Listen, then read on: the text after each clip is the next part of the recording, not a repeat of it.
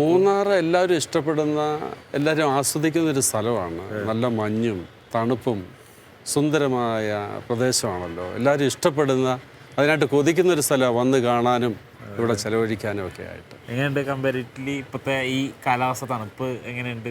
ഇപ്പോൾ എക്സ്ട്രീം അല്ല, ഒരു ആവറേജ് എല്ലാവർക്കും ഇഷ്ടപ്പെടുന്ന ഒരു നല്ല കൂളിംഗ് ആയിട്ടുള്ള സമയമാണ് ഇപ്പോൾ. മൂന്നാറിൻ്റെ സീസൺ ഏതാ കൂടുതൽ? നവംബർ ഡിസംബർ ഒക്കെ ആകുമ്പോൾ നല്ല തണുപ്പ് വരും. -4 വരെ ഒരു ഡിസംബർ ജനുവരിയിലൊക്കെ വരാൻ സാധ്യതയുണ്ട്. കഴിഞ്ഞ കൊല്ലം നവംബർ 4 ആ സമയത്തൊക്കെ ഏതാണ്ട് -4 വരെ വന്നിരുന്നു. നമ്മളിപ്പോൾ പെരുന്നാൾ ആഘോഷിക്കുകയാണ്. അതെ അതെ അതെ, മാതാവിൻ്റെ കർമ്മല മാതാവിൻ്റെ തിരുനാൾ ആഘോഷിക്കുക. അതിൻ്റെ 10 ദിവസമാണ് നമ്മൾ ആഘോഷിക്കുന്നത്.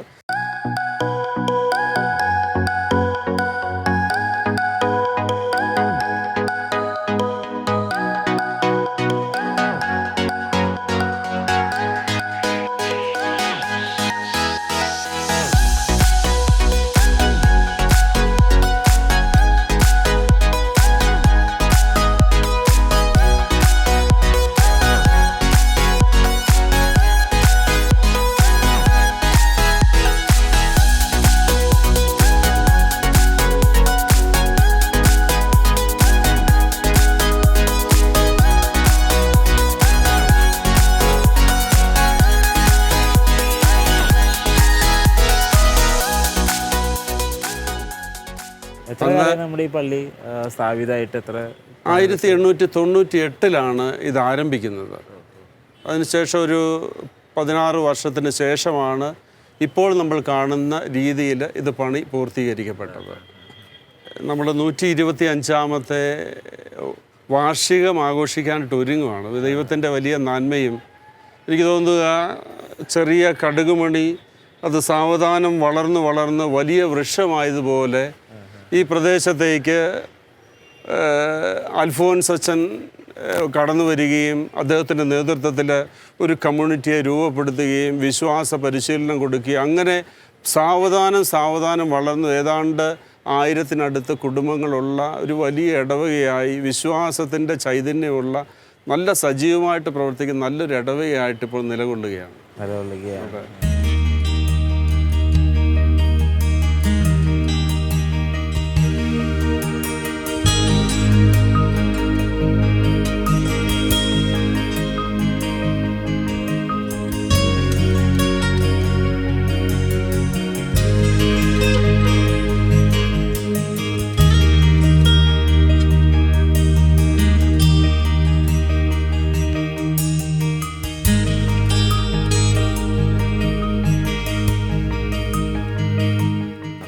ഈ പള്ളിയുടെ ഒരു ചരിത്രം എങ്ങനെയാ അച്ഛൻ അറിയുന്ന രീതിയിൽ ഇതുണ്ടായ ഒരു സാഹചര്യം, അതിനുശേഷം വളർന്ന് നമുക്ക് ഇടപെടാൻ പറ്റിയ കുറേ മേഖലകൾ എങ്ങനെയൊക്കെയായിരുന്നു? ഇത് സാവധാനം, ഞാൻ പറഞ്ഞല്ലോ, അൽഫോൻസ് അച്ഛൻ്റെ കാലം മുതലാണ് ഇത് സാവധാനം ഇത് വളർന്ന് തുടങ്ങിയത്.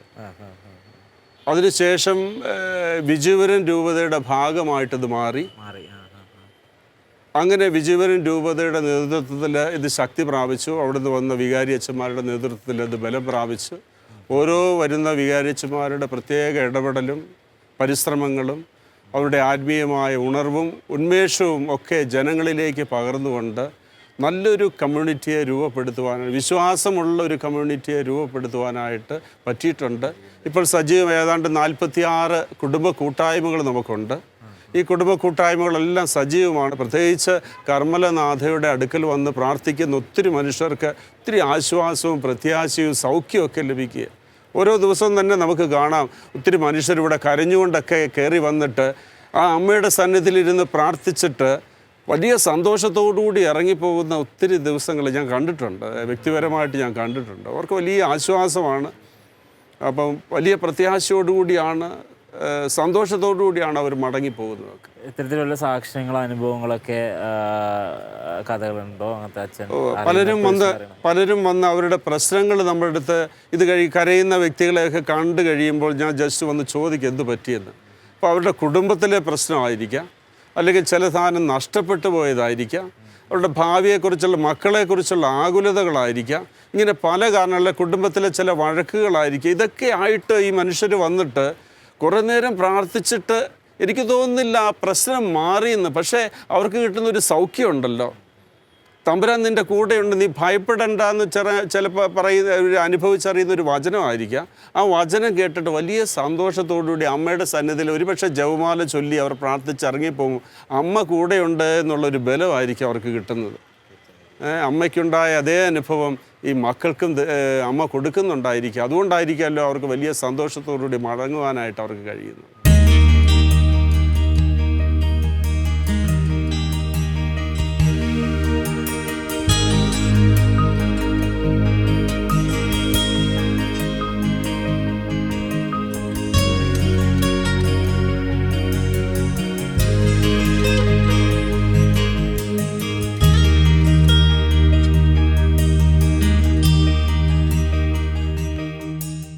രണ്ടായിരത്തി 8 എൻ്റെ കല്യാണം കഴിഞ്ഞ് ഭർത്താവിൻ്റെ വീട്ടിൽ ചെന്ന് ഒരു 6 മാസം കഴിഞ്ഞപ്പോഴത്തേക്ക് ഞാൻ പ്രഗ്നൻ്റായി.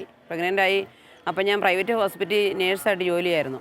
അതിൻ്റെ പ്രഗ്നൻ്റ് ആയി കഴിഞ്ഞപ്പോഴത്തേക്കിന് ഈ ബസ്സിലൊക്കെ യാത്ര ചെയ്തുകൊണ്ടായിരിക്കും അബോർഷനായിപ്പോയി. അബോർഷനായി കഴിഞ്ഞ് പിന്നെ ഭയങ്കര മനപ്രയാസമൊക്കെ ആയിട്ട് ഭർത്താവിൻ്റെ വീട്ടിലിങ്ങനെ ഇരിക്കുമായിരുന്നു. അന്നേരം ഞാനൊരു ടെസ്റ്റ് എഴുതി പാസ്സായി. മൂന്നാർ പോലീസ് സ്റ്റേഷനിൽ എനിക്ക് ക്ലാസ് 4 ആയിട്ട് ജോലി കിട്ടി കഴിഞ്ഞപ്പോഴത്തേക്കും ഗവൺമെൻറ് ജോലിയാണല്ലോ എന്ന് പ്രൈവറ്റ് ജോലി കളഞ്ഞിട്ട് മൂന്നാറിലേക്ക് വരാമെന്ന് ഓർത്തുകൊണ്ട് ഞാൻ മൂന്നാറിലൊന്ന് ജോയിൻ ചെയ്തിട്ട് തിരിച്ച് ഭർത്താവിൻ്റെ വീട്ടിലേക്ക് തന്നെ പോയി. അന്നേരം ഭർത്താവ് എൻ്റെ കൂടെ ഇല്ലായിരുന്നു. ഭർത്താവ് അന്നേരം മംഗലാപുരത്ത് ജോലിയായിട്ട് പോയിരിക്കുമായിരുന്നു. അപ്പോൾ ഭർത്താവ് അങ്ങനെ പോയതുകൊണ്ട് ഞാനും അമ്മായിമ്മയും തന്നെയായിരുന്നു വീട്ടിലുണ്ടായിരുന്നു. അങ്ങനെ ഒരു 5-6 മാസം താമസിച്ചപ്പോഴത്തേക്കും പിന്നെ എനിക്ക് ഭയങ്കര മനപ്രയാസമായി കഴിഞ്ഞപ്പോഴത്തേക്കും പിന്നെ ഭർത്താവ് ലീവ് എടുത്ത് വരാൻ പറഞ്ഞു. വന്നു. പിന്നെ ഞാനും ഭർത്താവും കൂടെ മൂന്നാറിൽ വന്നു സെറ്റിലായി. ഇവിടെ ഒരു ക്വാർട്ടേഴ്സിൽ ഒരു പോലീസ് ക്വാർട്ടേഴ്സിലായിരുന്നു ഞാനും ഭർത്താവും കൂടെ ഒരു 6 മാസം താമസിച്ചത്. അന്നേരം ഭയങ്കര മനപ്രയാസം, അബോർഷനായതിൻ്റെ ഒരു വിഷമമൊക്കെ ഉണ്ടായിരുന്നു. പിന്നെ എന്നും ഞാൻ പള്ളി വന്ന് പ്രാർത്ഥിക്കുമായിരുന്നു. വിവാഹത്തിന് മുൻപേ നല്ലതായിട്ട് വൈകിട്ടും പ്രാർത്ഥിക്കും, രാവിലെയും പ്രാർത്ഥിക്കും. പിന്നെ പള്ളിയിലൊക്കെ പോകുമ്പോൾ അങ്ങനെ ഒരു ടൈപ്പായിരുന്നു ഞാൻ നേരത്തെ മുതൽ. അപ്പം ഞാൻ ദൈവവിശ്വാസത്തോടു കൂടി പ്രാർത്ഥിച്ചു. 1 വർഷത്തോളം ഈ പള്ളിയിൽ മൂന്നാർ മൗണ്ട് കാർമൽ ഞാൻ വരികയും പ്രാർത്ഥിക്കുകയൊക്കെ ചെയ്ത് കണ്ണീരോടെ പ്രാർത്ഥിക്കുമായിരുന്നു. അപ്പം ഞാൻ ഭർത്താവിനോട് പറയും, നമുക്കൊരു കുഞ്ഞില്ലല്ലോ, ഭയങ്കര മനപ്രയാസം, എല്ലാവരുടെയും കുഞ്ഞുങ്ങളെ കാണുമ്പോൾ വിഷമമുണ്ടല്ലോ എന്നൊക്കെ പറഞ്ഞു. ഭർത്താവ് പറഞ്ഞിട്ട് നിനക്ക് ഞാൻ കുഞ്ഞ്, എനിക്ക് നീ കുഞ്ഞ്, അങ്ങനെ നമുക്ക് ജീവിക്കാടി, നീ വിഷമിക്കുമൊന്നും വേണ്ടാന്ന് പറഞ്ഞ് എന്നെ ആശ്വസിപ്പിക്കുമായിരുന്നു. എന്നാൽ ശരി, അടിമാലി ഹോസ്പിറ്റലിൽ പോയി ഡോക്ടറെ കാണുന്ന ഗൈനക്കോളജിസ്റ്റിനെ പോയി കണ്ടു. ഗൈനക്കോളജിസ്റ്റിനെ കണ്ടപ്പോഴത്തേക്കും പറഞ്ഞു ഒരു ചെറിയൊരു ഓപ്പറേഷനുണ്ട്, അതൊന്ന് ചെയ്ത് കഴിഞ്ഞിട്ട് ബാക്കി പറയാമെന്ന് പറഞ്ഞു. ശരിയെന്ന് പറഞ്ഞാൽ അവിടെ ചെന്ന് കഴിഞ്ഞപ്പോൾ ഓപ്പറേഷൻ ചെയ്തു. 1 ദിവസം അവിടെ കിടന്നുള്ളൂ. 7 ദിവസം കഴിഞ്ഞപ്പോൾ ചെക്കപ്പിന് എല്ലാം പറഞ്ഞു. 7 ദിവസം കഴിയുമ്പം ചെക്കപ്പിന് ചെന്നപ്പോഴത്തേക്കുമാണ് എൻ്റെ മനസ്സ് തകർന്നു പോയത്. എന്നെ ശരിക്കും പരിശോധിച്ചിട്ട് ശേഷം ഡോക്ടർ പറഞ്ഞു, നിങ്ങൾക്ക് കുട്ടികളുണ്ടാകാൻ സാധ്യതയില്ല. പിന്നെ രാജാക്കാട് ഓർഫനേജിൽ കുട്ടികൾ ദത്തെടുക്കുന്ന ഒരു ഇതുണ്ട്, നിങ്ങൾക്ക് താല്പര്യം ഉണ്ടെങ്കിൽ അവിടെ പോയി ദത്തെടുക്കാം, ഭർത്താവിനോട് ആലോചിച്ചിട്ട് മതിയെന്ന് പറഞ്ഞു. അത് കേട്ടപ്പോഴെനിക്ക് ഭയങ്കര മനസ്സിന് വിഷമമായി. ആശുപത്രിയിൽ നിന്ന് ഇറങ്ങി കഴിഞ്ഞ് ഞാനിങ്ങനെ ഒറ്റയ്ക്ക് റോഡിന് സൈഡിൽ നിൽക്കുമായിരുന്നു. അങ്ങനെ നിന്നപ്പോൾ എനിക്കൊരു ഭയങ്കര ഒരു വിഷമമായി. ഈ ബസ്സിൻ്റെ മുന്നിലേക്ക് എടുത്തങ്ങ് ചാടി അങ്ങ് ചത്താലോ എന്നൊക്കെ ഞാൻ ഓർത്തു. അങ്ങനെ ഓർത്ത് കഴിഞ്ഞപ്പോൾ പിന്നെ ഞാൻ ഞാൻ ദൈവവിശ്വാസിയാണല്ലോ, ഞാൻ അങ്ങനെ ചെയ്യുന്ന തെറ്റല്ലേ എന്നോർത്ത് എന്തോ ദൈവം എന്നെ പുറകോട്ട് പിടിച്ച് മാറ്റിയെന്ന് തോന്നുന്നു. ഇവിടുത്തെ മൗണ്ട് കാർമൽ ചർച്ചിലെ റിച്ചാർഡ് എന്ന് പറഞ്ഞ ബ്രദർ ഈ ചൊവ്വാഴ്ചത്തെ പ്രാർത്ഥനയിൽ ഭയങ്കരമായിട്ട് പറയുവേ, നിങ്ങളുടെ ആവശ്യങ്ങൾ പറഞ്ഞ് നിങ്ങൾ പ്രാർത്ഥിക്കാൻ പറഞ്ഞ് ഭയങ്കരമായിട്ട് ശക്തമായിട്ട് പ്രാർത്ഥിക്കും. നിങ്ങളുടെ ആവശ്യങ്ങൾ എന്താണെന്ന് വെച്ചാൽ നിങ്ങൾ ഈശോയുടെ മുഖത്ത് നോക്കി ചോദിക്കണം, പറയണം. അപ്പോൾ ഉറപ്പായിട്ട് നിങ്ങൾക്ക് തരും, ഒരു മാറ്റവും തരും എന്ന് റിച്ചാർഡ് ബ്രദർ ഇങ്ങനെ പറഞ്ഞു. അപ്പം ഞാൻ എൻ്റെ ആവശ്യം, ഞാൻ കണ്ണീരോടെ എൻ്റെ ആവശ്യം ഞാൻ ഈശോയുടെ മുഖത്ത് നോക്കിയിട്ട് ഞാൻ പറഞ്ഞ് ഭയങ്കരമായിട്ട് കരഞ്ഞ് പ്രാർത്ഥിച്ചു. ഞാൻ കണ്ണടച്ച് കരഞ്ഞിങ്ങനെ പ്രാർത്ഥിച്ചിട്ട് വിശുദ്ധ കുർബാന ഇങ്ങനെ ഇരിക്കുമായിരുന്നു. വിശുദ്ധ കുർബാന എഴുന്നള്ളിച്ച് വെച്ചുകൊണ്ടുള്ള പ്രാർത്ഥനയായിരുന്നു ചൊവ്വാഴ്ച ഉച്ചയ്ക്ക്. അപ്പം ഞാൻ വിശുദ്ധ കുർബാനയിൽ ഇങ്ങനെ നോക്കി കണ്ണീരൊഴുക്കി പ്രാർത്ഥിച്ച് കണ്ണടച്ച് കഴിഞ്ഞ് കണ്ണിങ്ങനെ തുറന്നു കഴിഞ്ഞപ്പം വിശുദ്ധ കുർബാന ഇങ്ങനെ വെള്ള കളറിൽ ഇങ്ങനെ ഇരിക്കുമല്ലേ, ആ വിശുദ്ധ കുർബാനയുടെ ഒരു സൈഡിൻ്റെ അകത്ത് 2 കിളികൾ പറക്കുന്ന പോലെ എനിക്ക് തോന്നി. ഒരു സ്ഥലത്ത് ഒരു ഭാഗത്ത് 2 കിളികൾ പറക്കുന്ന പോലെ തോന്നി. ഒരു സ്ഥലത്ത് ഒരു കുഞ്ഞിൻ്റെ രൂപം പോലെ, ഒരു ചെറിയൊരു രൂപം പോലെ കണ്ടു. അപ്പോൾ കണ്ടപ്പോൾ ഞാൻ ഓർത്തു, ഭയങ്കര ഒരു അത്ഭുതമാണല്ലോ വിശുദ്ധ കുർബാനയ്ക്കകത്ത് കാണുന്നതെന്ന് ഓർത്തുകൊണ്ട് ഞാൻ ഇങ്ങനെ സാധാരണ രീതിയിൽ പ്രാർത്ഥിച്ചു. കുർബാന കഴിഞ്ഞ് ഞാൻ വീട്ടിൽ പോയി കഴിഞ്ഞ് പിന്നെ ഒരു 30 ദിവസം കഴിഞ്ഞപ്പോഴത്തേക്കിനും അതായത് എനിക്ക് ഛർദിയും വോമിറ്റിംഗ് സെൻസേഷനും പിന്നെ രാവിലെ ആഹാരം കഴിക്കാൻ മേലാത്ത അവസ്ഥയൊക്കെ വന്നു. ഇതന്നെ ഇങ്ങനെ വരുന്നേ എന്നോർത്തിട്ട് ഞാൻ നേഴ്സിംഗ് പഠിച്ചതായതുകൊണ്ട് ഞാൻ ഈ ഭർത്താവിനോട് പറഞ്ഞു. അപ്പോൾ എന്നാന്നറിയത്തില്ല, ഭയങ്കര ഛർദ്ദി. ഞാൻ പറഞ്ഞു ഹോസ്പിറ്റലിൽ പോയി മരുന്ന് മേടിക്കാം എന്ന് പറഞ്ഞ് ആശ്വസിപ്പിച്ചു. അങ്ങനെ സ്നേഹത്തോടെ ആശ്വസിച്ചപ്പോൾ എനിക്കൊരു ആശ്വാസം തോന്നി. പിന്നെ ഞാൻ പിറ്റേ ചൊവ്വാഴ്ച പള്ളി വന്നു കഴിഞ്ഞപ്പം ഇവിടെ ഈ പ്രഗ്നൻസി ടെസ്റ്റിൻ്റെ ഒരു കിറ്റ് മേടിച്ചുകൊണ്ട് പോയി. ഫസ്റ്റ് യൂറിൻ എടുത്ത് ടെസ്റ്റ് നോക്കി കഴിഞ്ഞപ്പോൾ ടെസ്റ്റ് പോസിറ്റീവാണെന്ന് മനസ്സിലായി. അപ്പോൾ ഞാൻ തൊട്ടടുത്തൊരു കടയായിരുന്നു ഭർത്താവിന്. അപ്പോൾ ഞാനിങ്ങനെ ഭർത്താവിനോട് പറഞ്ഞു, പെട്ടെന്ന് ഇങ്ങോട്ട് വരാമോ, ഒരു കാര്യം പറയാനാന്ന് പറഞ്ഞു. ഭർത്താവ് പറഞ്ഞു ബൈബിൾ എടുക്ക് പ്രാർത്ഥിക്കാമെന്ന് പറഞ്ഞു. ബൈബിൾ എടുത്ത് എൻ്റെ വയറെ വെച്ചിട്ട് ഭർത്താവും ഞാനും കൂടെ പ്രാർത്ഥിച്ചു. 91 സങ്കീർത്തനം പ്രാർത്ഥിച്ചു കഴിഞ്ഞിട്ട് ആൺകുഞ്ഞാണെങ്കിൽ നമുക്ക് ഇമ്മാനുവേൽ ജോസഫ് എന്ന് പേരിടാം, പെൺകുഞ്ഞാണെങ്കിൽ ആഗ്നസ് എന്ന് പേരിടാം എന്ന് പറഞ്ഞ് ഞങ്ങൾ ബൈബിൾ വെച്ച് പ്രാർത്ഥിച്ച് ഇരുന്നു. എന്നിട്ട് പിന്നെ റെസ്റ്റ് എടുത്തു. പിന്നെ ആ 1 മാസം ജോലിക്ക് പോയുള്ളൂ. പിന്നെ 3 മാസം കഴിഞ്ഞപ്പോഴത്തേക്കിന് ഞാൻ ലീവ് എടുത്ത് വീട്ടിലിരുന്നു. അത് കഴിഞ്ഞ് 3 മാസം കഴിഞ്ഞപ്പം പിന്നെ ജോലിക്ക് കയറി. പിന്നെ 9 മാസം വരെ ഞാൻ മൂന്നാർ പോലീസ് സ്റ്റേഷനിൽ ജോലി ചെയ്തു. മറ്റ് ക്ഷീണങ്ങളോ കാര്യങ്ങളോ മറ്റ് പ്രഗ്നൻസി ലേഡികൾക്കുണ്ടാകുന്ന ഒരു ബുദ്ധിമുട്ടും എനിക്ക് ദൈവം തന്നില്ല. ഒരു ഛർദിയോ കിടക്കേണ്ട അവസ്ഥയോ അല്ലെങ്കിൽ തലകറക്കവോ അങ്ങനെ ഒരു കുഴപ്പമുണ്ടാകാതെ ഒരു ക്ഷീണവും ഇല്ലാതെ ഞാൻ 9 മാസം വരെ മൂന്നാർ പോലീസ് സ്റ്റേഷനിൽ നന്നായിട്ട് ജോലി ചെയ്തു. എല്ലാവരും ഇത്രയും വയറൊക്കെ ഉണ്ട്, ഇനിയും പ്രസവത്തിന് പൊക്കോ എന്നൊക്കെ പറഞ്ഞു. എന്നിട്ട് ഞാൻ പോയില്ല. പ്രസവത്തിന് 7 ദിവസം മുൻപ് വരെ ഞാൻ മൂന്നാറിൽ ജോലി ചെയ്തു.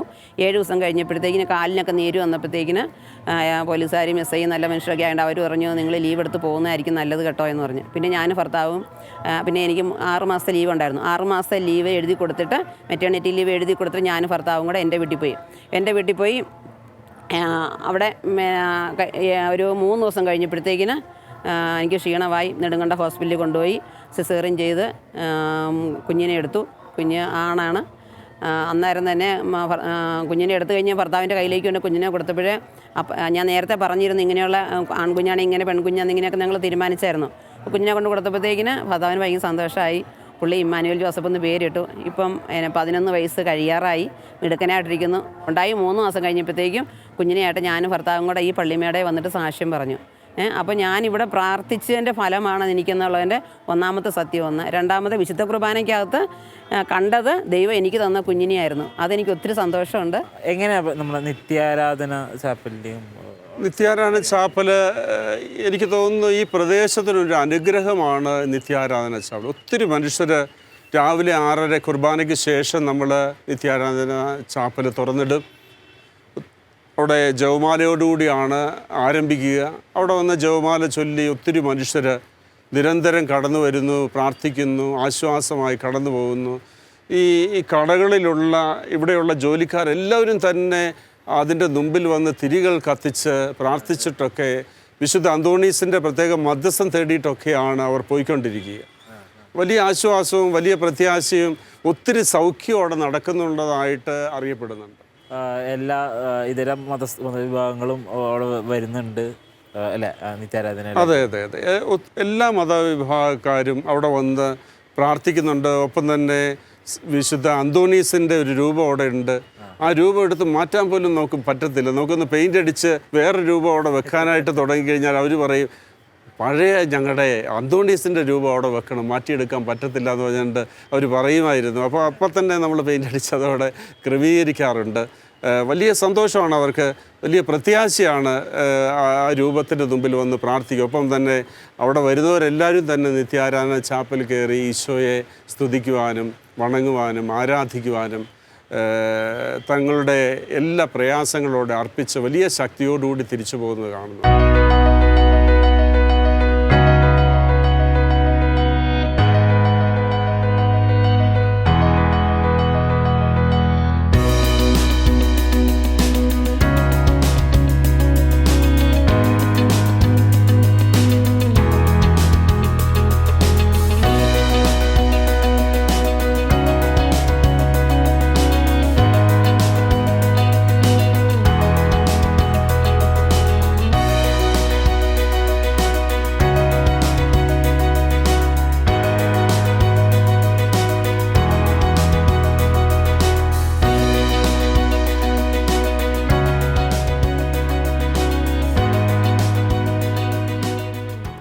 നമുക്ക് എത്രത്തോളം നമ്മുടെ നാട്ടിലേക്ക് എത്രത്തോളം നമുക്ക് നമ്മുടെ സേവനങ്ങൾ നമുക്ക് ലഭ്യമാണ്, എത്രത്തോളം നമുക്ക് മറ്റുള്ള പ്രശ്നങ്ങൾ സാമൂഹിക പ്രശ്നങ്ങളൊക്കെ ഇടപെടാൻ പറ്റുന്നുണ്ട്?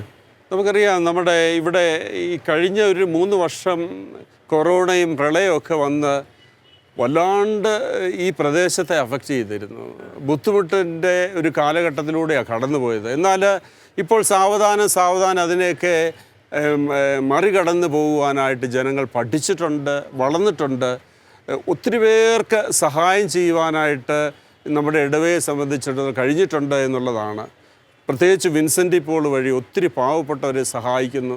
ഭവനമില്ലാത്തവർക്ക് ഭവനം വെച്ച് കൊടുക്കുവാനായിട്ടുള്ള ക്രമീകരണങ്ങൾ ചെയ്യുന്നു. രോഗികൾക്ക് വലിയ ആശ്വാസമായി സൗഖ്യമായിട്ടും അവരെ സഹായിക്കുവാനായിട്ട് അവർക്ക് പ്രാർത്ഥന വഴി, അതുപോലെ തന്നെ സാമ്പത്തിക സഹായം വഴിയൊക്കെ അവരെ സഹായിച്ചുകൊണ്ടിരിക്കുന്നു. വിവാഹത്തിന് സാമ്പത്തിക സഹായം കൊടുക്കുന്നു, പഠിച്ചുകൊണ്ടിരിക്കുന്ന കുട്ടികൾക്ക് ധനസഹായം കൊടുക്കുന്നു. ഇങ്ങനെ ഒത്തിരി നിരവധിയായ കാര്യങ്ങൾ വിൻസെൻ്റ് പോൾ വഴി ചെയ്യുന്നു. അതുപോലെ തന്നെ ഭക്ത സംഘടനകൾ ഇവിടെയുണ്ട്. KCY ഉണ്ട്, ലീജിയൻ ഓഫ് മേരി ഉണ്ട്, KLCAW ഉണ്ട്. ഇങ്ങനെ നിരവധിയായ സംഘടനകൾ, മിഷൻ ലീഗ് പോലും, കൊച്ചുകുട്ടികൾ പോലും തങ്ങളുടെ കരുതൽ മാറ്റിവെച്ചുകൊണ്ട് വർഷത്തിൽ ഒരു വീട് വെച്ചെടുക്കാൻ രൂപത ആസകലം കൂടെ ഒരുമിച്ച് ചേർന്ന് കുഞ്ഞുങ്ങളുടെ സമ്പാദ്യം കൊണ്ട് തന്നെ ഒരു വീട് വെച്ച് കൊടുക്കുന്ന പദ്ധതി പോലും ആസൂത്രണം ചെയ്തിട്ടുണ്ട്. അപ്പം നിരവധിയായ സാമൂഹിക പ്രതിബദ്ധതയുള്ള മേഖലകളിലൊക്കെ പ്രവർത്തിച്ചുകൊണ്ടിരിക്കുകയാണ് ഇടവക. മൂന്നാറിന് ഒത്ത നടുക്കാണല്ലോ നമ്മുടെ പള്ളി. അതെ. എങ്ങനെയുണ്ട് ടൂറിസ്റ്റുകൾ വരലും നമ്മുടെ മാതാവിനെ കാണലും പള്ളി സന്ദർശിക്കലും ഒക്കെ എത്രത്തോളം സജീവമാണ്? നമുക്കറിയാം, ഇവിടെ രാവിലെ മുതൽ രാത്രി 10 മണി വരെയും നമ്മുടെ പള്ളി തുറന്നിടുകയാണ്. ടൂറിസ്റ്റ് ഇങ്ങനെ ധാരാളം പേര്, നൂറുകണക്കിന് ടൂറിസ്റ്റാണ് ഓരോ ദിവസവും വന്നുകൊണ്ടിരിക്കുന്നത്. അത് എല്ലാ രാജ്യത്തിൽ നിന്നുള്ളവർ, നാട്ടിലുള്ളവർ, നമ്മുടെ ഈ പ്രദേശത്തുള്ളവർ എല്ലാവരും കടന്നു വരുന്നുണ്ട്. അവർക്ക് വലിയ ആശ്വാസമാണ്, ഒരു സൗഖ്യമാണ്, ഒരു സന്തോഷമാണ്. ഇതിൻ്റെ മുമ്പിൽ വന്നിരുന്നാൽ മൂന്നാർ മുഴുവൻ രാത്രിയിൽ ഇങ്ങനെ പ്രകാശത്താൽ ഇങ്ങനെ കുളിച്ച് നിൽക്കുന്ന ഒരു അന്തരീക്ഷം അവർക്ക് കാണാൻ തന്നെ ഈ മലയുടെ മുകളിൽ അവർക്കൊരു അനുഗ്രഹമാണ്. ഒപ്പം തന്നെ ഇത് വലിയ ദൈവ സാന്നിധ്യം, പരിശുദ്ധ അമ്മയുടെ സാന്നിധ്യം, വിശുദ്ധ അന്തോണീസിൻ്റെ സാന്നിധ്യം, വിശുദ്ധരുടെ പ്രത്യേക മധ്യസ്ഥം ഒക്കെ ഇവിടെ അനുഭവപ്പെടുന്നുണ്ട്, അവർക്ക് ലഭിക്കുന്നുണ്ട്. അതുകൊണ്ടാണല്ലോ വീണ്ടും വീണ്ടും അവരൊക്കെ വന്നുകൊണ്ടിരിക്കുന്നത്. നമ്മുടെ ഇടവാംഗങ്ങളുടെ കൂടുതലും അവരുടെ വരുമാന മാർഗങ്ങളും ജോലിയും കാര്യങ്ങളൊക്കെ എങ്ങനെയാണ്? പല മേഖലകളിൽ വർക്ക് ചെയ്യുന്നവരാണ് നമ്മുടെ ഇടവയിലുള്ള ജനങ്ങൾ. മജോറിറ്റി നമ്മുടെ ടാറ്റ, KDHP കമ്പനിയുമായിട്ട് ബന്ധപ്പെട്ട് കഴിയുന്നവരാണ്. എസ്റ്റേറ്റ് മേഖല, അതെ, പ്ലാന്റേഷനാണ്, തേയില പ്ലാന്റേഷനിലാണ് അവർ വർക്ക് ചെയ്യുന്നത്. അവിടെ ലയൻസിലൊക്കെയാണ് കൂടുതൽ പേര് താമസിക്കുന്നത്. പിന്നെ കുറേ ഓട്ടോ ഡ്രൈവേഴ്സ് ഉണ്ട്, പിന്നെ ടൂറിസവുമായിട്ട് ബന്ധപ്പെട്ട് കഴിയുന്ന ഒത്തിരി മനുഷ്യരുണ്ട്. അങ്ങനെ പല മേഖലകളിൽ വർക്ക് ചെയ്യുന്നവരാണ് ഇവിടെയുള്ള ജനങ്ങൾ. എല്ലാവരും കൂടുതലും പ്ലാന്റേഷൻകാരാണ് കൂടുതലും. കുടിയേറി വന്നവരാണ് തമിഴ്നാട്ടിൽ നിന്നും, അതുപോലെ തന്നെ ഈ വരാപ്പുഴ, പള്ളിപ്പുറം അന്ന മേഖലകളിൽ നിന്ന് വന്നിട്ടുള്ള കാർപ്പൻറ്റേഴ്സ് ഉണ്ട്, മെയ്സന്മാരുണ്ട്. അങ്ങനെ പണ്ട് നാളിൽ വന്ന് ഇവിടെ സെറ്റിൽ ചെയ്തവർ ഒത്തിരി മലയാളികളുമുണ്ട്.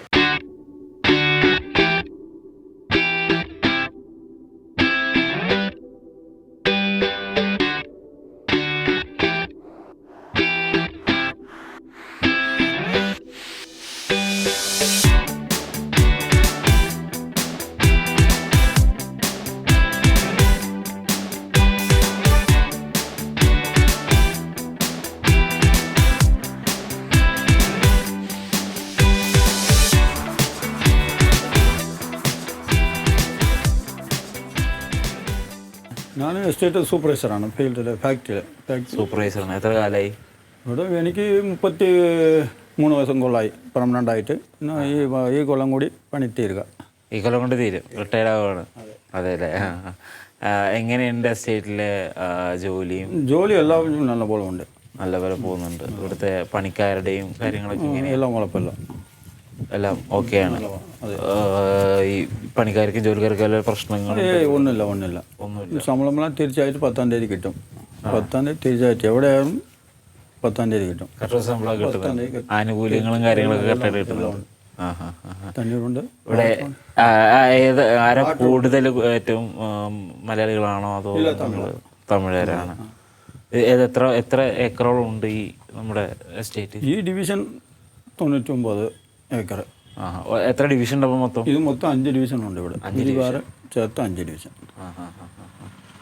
എങ്ങനെയാ ഈ പള്ളിയുടെ ചരിത്രവും കാര്യങ്ങളൊക്കെ? പള്ളി നമ്മളാ ഈ പള്ളിയൊക്കെ നേരത്തെ ഇവിടെ പള്ളി ഇല്ലാത്തതാണ്. ഈ കുരിശ് മാത്രം ഇവിടെ മൊത്തം ചരിച്ചു വന്ന് ഭയങ്കര ഇതായിട്ടുണ്ടാകുന്നു. നമ്മൾ ഇവിടെ കുരിശിന് പറ്റിയതാണ്. ഇതും പള്ളിയും മാനേജ്മെൻറ്റ് നമുക്കുമായിട്ട് ഉടക്ക് വന്നതാണ്. അത് ശരിയാ വേണം നേരത്തെ. അപ്പോൾ പണി അതെല്ലാം കൊണ്ട് വലിയ പ്രശ്നമായിട്ട് മാനേജ്മെൻറ്റ് നമുക്ക് പിന്നെയും നമുക്ക് എങ്ങനെയാ പള്ളി വേണമെന്ന് പറഞ്ഞിട്ട് എല്ലാം നമ്മുടെ ആൾക്കാർ ഇന്ത്യ ആൾക്കാർ എല്ലാവരും ചേർന്നിട്ട് ഈ മണ്ണൊക്കെ മൊത്തം എടുത്ത് മാറ്റിയതാണ്. നമ്മൾ കൈ കൊണ്ട് മാറ്റിയതാണ് എല്ലാവരും. അതെ. ഈ പള്ളി പണിതിട്ട് എത്ര കാലമായി? ഇപ്പം 25-27 കൊല്ലമായി. 27 കൊല്ലമായി. എത്ര ആൾക്കാരുണ്ട് ഇപ്പോൾ ഇവിടെ? 15 ഫാമിലി ഉണ്ട്. നേരത്തെ 25-30 ഫാമിലി ഉണ്ടായിരുന്നു. എല്ലാം നാട്ടിൽ പോയി. അച്ഛൻ അപ്പോൾ ഇവിടുന്ന് മൂന്നാറിന്ന് വരുന്നതാണ്. എല്ലാ ദിവസവും കുർബാന ഉണ്ടോ? അതോ ഞായറാഴ്ച 10-30 എപ്പം ഞായറാഴ്ച കുർബാന ഉണ്ട്. ഞായറാഴ്ച മാത്രം ഒരു കുർബാന വെച്ച് ഞായറാഴ്ച മാത്രമാണ്.